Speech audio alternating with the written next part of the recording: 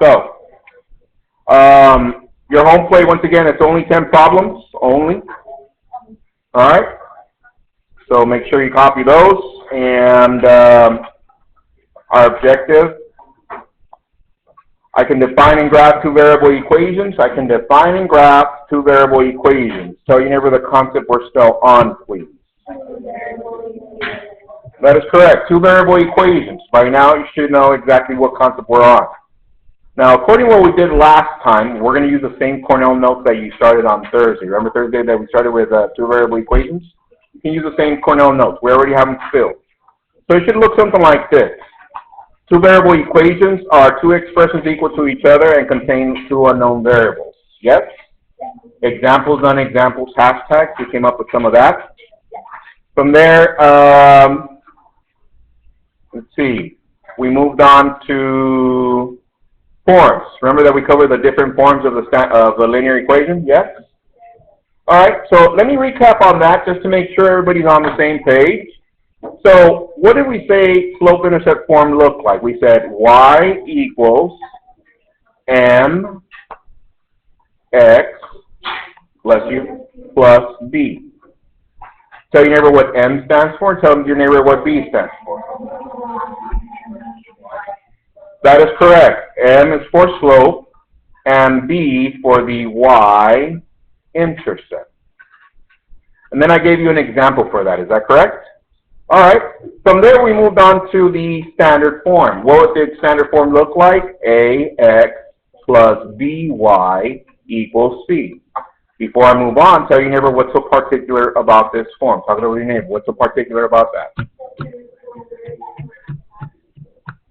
That is correct. Both x and y are on the same side of the equation. Tell your neighbor again what's so particular? Right. Both x and y variables are on the same side, and I gave you guys an example of that one. Did we get to point slope? All right, so let's zoom into point slope. Let me zoom in, and I want you to write, get your black and your blue pen ready. So the form looks like this. Y minus blank. But for the blank, I'm going to write y sub 1 equals m parentheses x minus, and then we're going to write x sub 1. Copy that, please. This is an awesome one. And this is called what? Point slope form. Now, remember the titles always tell us something about the form. Well, here, hopefully, we know what slope means. Is that correct? Can you tell your neighbor pointing out from this form, tell them which one is the slope, please? Which one is the slope? Yeah? Arya, which is the slope? M is the slope. That is correct. Slope. All right. So what do you notice is being highlighted other than the slope? You guys notice it?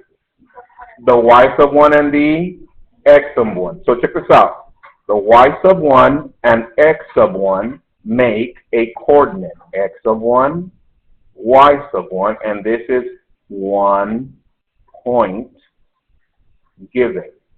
1 point given. What does that mean, Mr. Q? Well, let's do an example so you understand what it means. Here it goes. Example Q. Write a point slope form. All right, if the slope is equal to, give me a number. Okay, 2. And the point given is, okay, 4, 6.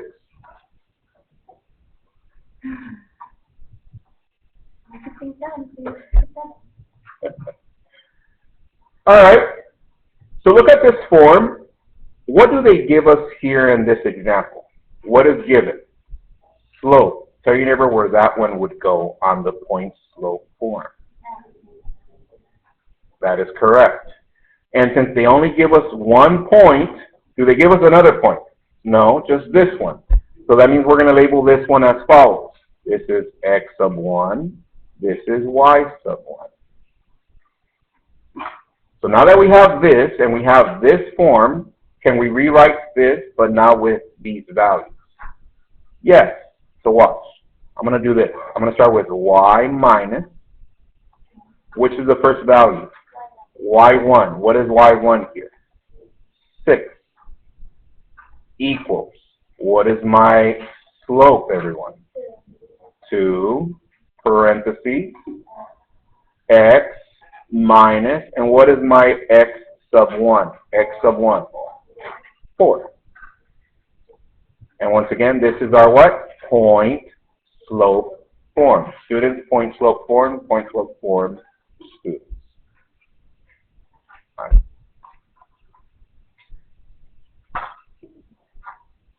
Does this look like this? Pretty similar, yes? Okay, but check this out.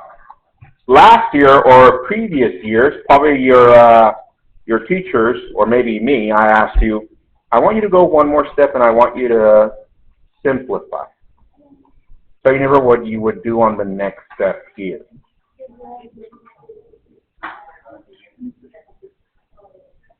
Everyone, distribute the 2. That is correct. So we end up with y minus 6 equals 2x minus 8. I just simplified. There's no more simplification on the left or the right. However, we can go one more step. And I'm going to ask you to solve for y. Solve. What does that mean? We need to leave y by itself. So you remember what you need to do. That is correct. Add 6, and we end up with y equals 2x minus 2. So you remember what this one looks like.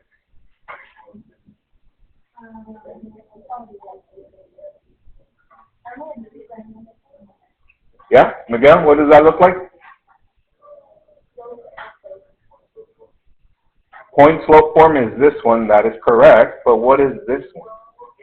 Slope-intercept form, that is correct. So what can we conclude? That if I give you a point and a slope, and I ask you to solve for y all the way, we are going to end up with a slope-intercept form. Okay? All right. Enough of the easy stuff. Let's crank it up a notch, yeah? All right. Send the first person on each row, come get a graph paper for your row. They're over here. Need some time for that.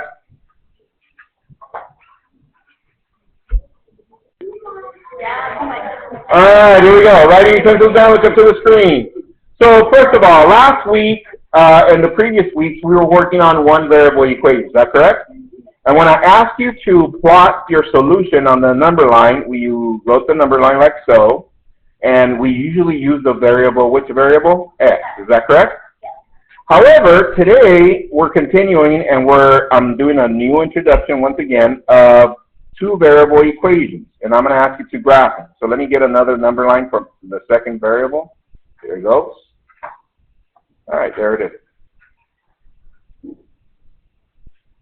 There are my 2 lines. Do you guys see them? Are we going to be able to graph it there? No, obviously not, because we already have one graph that takes our vertical line or our number line. Therefore, a French mathematician, came up with an idea and said, well, the first line we usually label X will be our vertical line. Well, I'm going to take the second one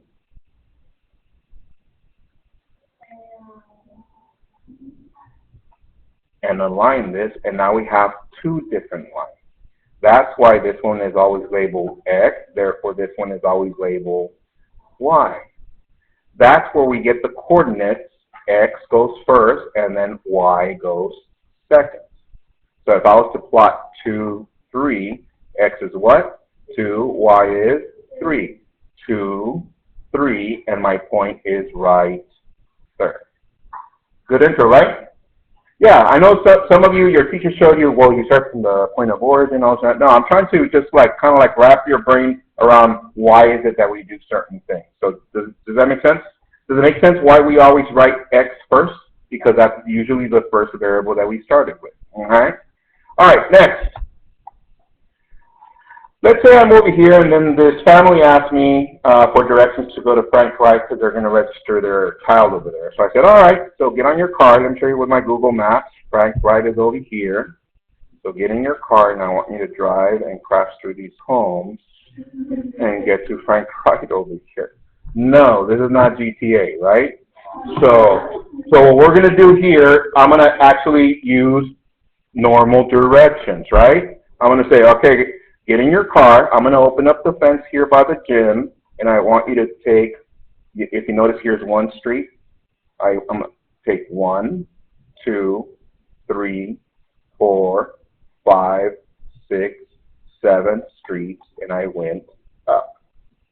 From there, I want you to make a right turn, and you go 1, 2, 3, 4, and that is going to the right. What was the first number that I used? 7. This is what we call the rise. The rise usually goes first. What is the second number? 4. That's what we call the run. And if you notice, it makes a fraction. This is the rise over the run. Is it coming back? Yes? You're like, it makes so much sense. Is the line the slope? No. The constant rate of change of y and x is what we call the slope. So what is the definition for slope? The definition for slope is a constant rate of change, also known as what? Rise over run. Is it coming back? Yes? All right, get your big graph in front of you. You have a big graph and 4 little graphs. I want you to go to the big graph, copy example Q on the top left. Top left, example Q. It says identify the slope of the line that passes through -4, -1, and 4, 3. Copy that. 30 seconds. All right, here we go. Let's do this one together, yes? See if it refreshes your memory. It says, find the slope of the line that passes through these 2 points. Well, in order to know how it passes, I need to plot these 2 points. I'm going to start with the color blue, and I'm going to underline the first point. So I'm going to plot -4, -1. -4, -1 is right there. Miguel, you all right? Okay, good. Next, I'm going to switch to black. Let me graph 4, 3. 4, 3 is 4, 3 is right there. Now, if this was Google Maps, that means I'm going from this point to this point. You're saying, now check this out, write your utensils down, look up to the screen. This is where some of you got confused in the past, and you didn't know why we go from here to here. Why not from here to here, Mr. Q? Well, don't we read from left to right? Same thing with mathematics. Anytime we're reading or reviewing something, it's always from left to right. So look at these 2 points. If I'm going from left to right, which is my first point, the blue or the black? The blue one. What is the second point? The black one. That's why we go from here to here. So I want you to draw a line segment from here to here, and we need to find that slope from there to there. All right, so first, what we're going to do is count how many steps either up or down from here. How many steps up or down? How many steps up? 1, 2, 3, 4 steps up. So I'm going to label this 4 because we went up. That's why I say what? Positive 4 because I went in which direction? Up. From here I'm going to make a right turn and go 1, 2, 3, 4, 5, 6, 7, 8. How many steps to the right? 8. So therefore, my slope, we said, is what? Rise over run. So my new fraction is, what is my rise? 4. What is my run? 8. Can we simplify that? Yes. What does this give us? 1/2.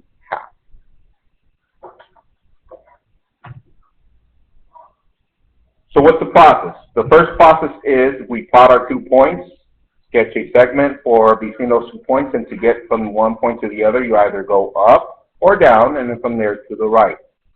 Always to the right because we read from what? From left to right. Does that make sense? Yes, Mr. Q. All right, good. All right, let me send you a screen. You're going to do this one by yourself.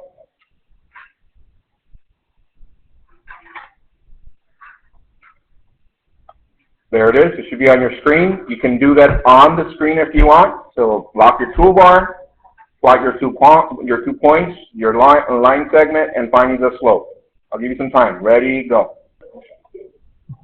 Correct answer should be on your screen. Ready? Here goes.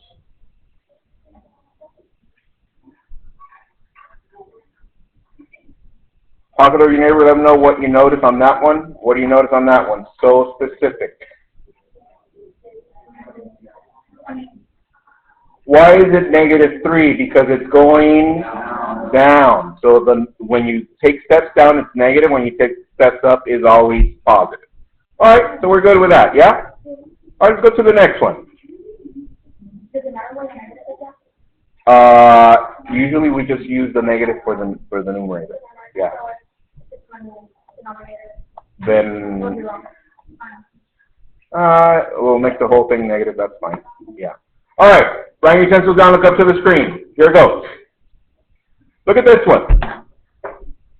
So if I was to give you this one and ask you for the slope, what is the first thing we did on the previous example? Plot what? 2 points. So that means I need to plot 2 points. I'm going to plot one here. And the second one, how about this one? How about this one? How about this one? So you see the point I'm trying to make? That it doesn't matter what 2 points, as long as you choose what? 2 points. All right, let's see. To get from here to here, how many steps up? 1, 2, 3. It's +3. How many to the right? 1, 2, 3, 4, 5, 6. So my slope is 3/6. Can I simplify that? 1/2. But some of you are rebels. Mr. Q, I don't want to use that one. I'm going to use whatever I want. This one. Okay, fine. How many steps up? How many to the right? So my slope is 1/2. Well, some of you are like, well, I don't want to be like Mr. Q or like the other guy. I'm going to be unique, and I'm going to put another point over here. Okay, whatever. How many steps up? 1, 2 steps. How many to the right? 1, 2, 3, 4 steps. So my slope is 2/4, which is 1/2. So you never what you notice on all those pairs of points. It's the same slope. Why? Because it's a constant rate of change. It never changes on all the number lines. I mean, on all the graphs that we just did. Does that make sense? So once again, it doesn't matter what 2 points you pick, the slope will always be the same. Okay, I'm going to send one to your screen. Lock it. See if you can do this one by yourself. Just be careful with this one. Make sure the scaling of the x and the y, you see what it's scaled by. I'll give you some time. Ready, go.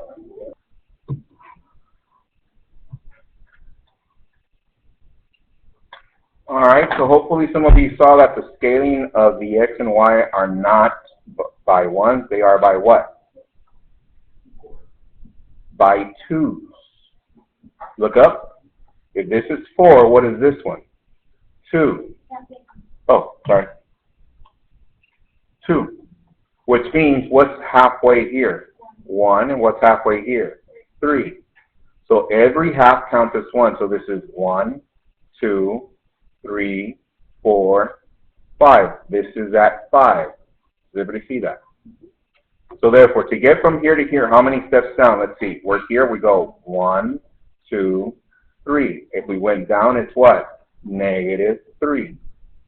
From here, I'm going to make a right turn. So I go halfway. That's 1, 2, 3, 4, 5, 6, 7, 8, 9. So my slope is -3/9. Can I simplify that? Yes, -1/3. And if you got that, okay, good. Just be careful with the scaling. That's all it is. Okay. How are we doing? Yeah? Ready to crank it up?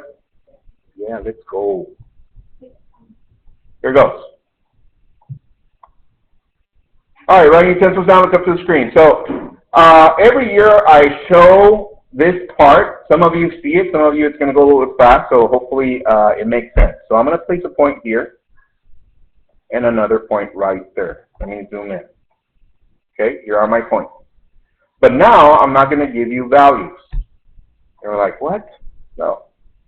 So what would be the coordinates for this point, everyone? X and Y. What are the coordinates for this point? X and Y. But aren't we going to get confused if it's the same? So question, If I was reading it from left to right, which one is the first point? Is it this one or this one?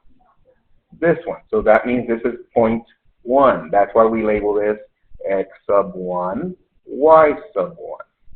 So what would we label this one? X sub 2, y sub 2. Are we there? So what does that mean? That this point here, it's y sub 2, and this point right here is y sub 1. Do you agree with that? Okay. That means this point right here is what? X sub 1. That means this one is what? X sub 2. So far, so good? But let's say I gave you numbers, so like that you don't get too confused. Let's say this one is 2 and this one is 8. Let's say this one is 4 and this one is 7. All right. Are we there so far? So let me ask you a question. To get from here to here, tell your neighbor what would it be from here to here. And tell your neighbor how you got that number from here to here. From here to here. From here to here. What do we get? 3. How do you get that if I gave you these two numbers? What would you write? 7 minus 4. That is correct. That gives us 3. With the same idea, to get from here to here. From here to here. What is that number? Everyone? From here to here. How many steps? 6. But if I gave you these two numbers, how do we get 6? 8 minus 2. All right. What I just did right now is show you the formula of slope. Formula of slope is, what is 7? What is the value of 7?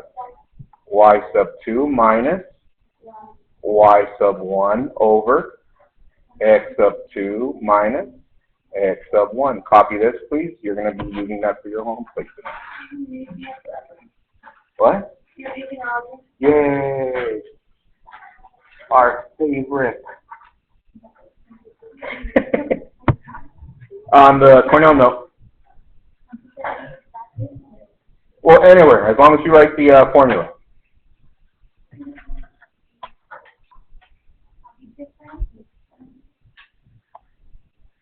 And as soon as you're done on your Cornell notes, write that example down, example 3Q. Find the slope of the line that contains 2, 5, and 8, 1. 2, 5, and 8, 1 on your Cornell notes. It should be on your screen.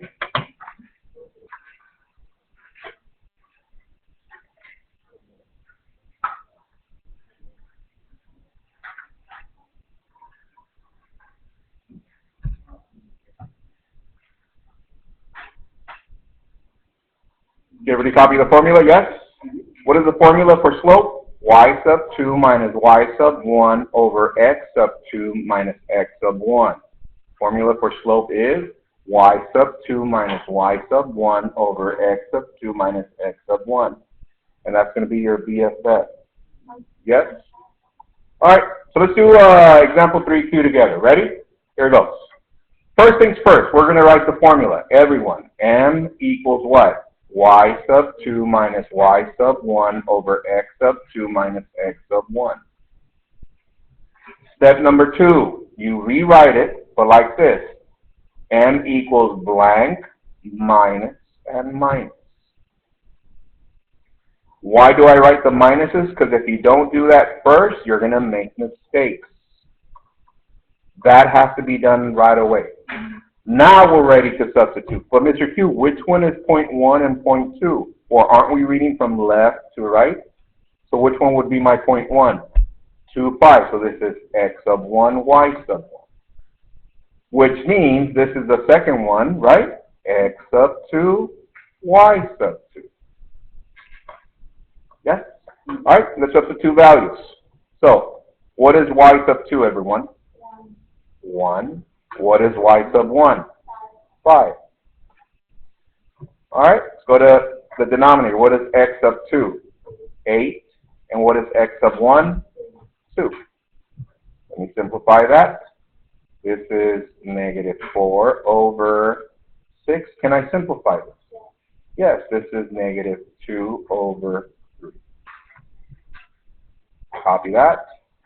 And I'm going to send you one for you to do by yourself. Let's see how you do with this next one.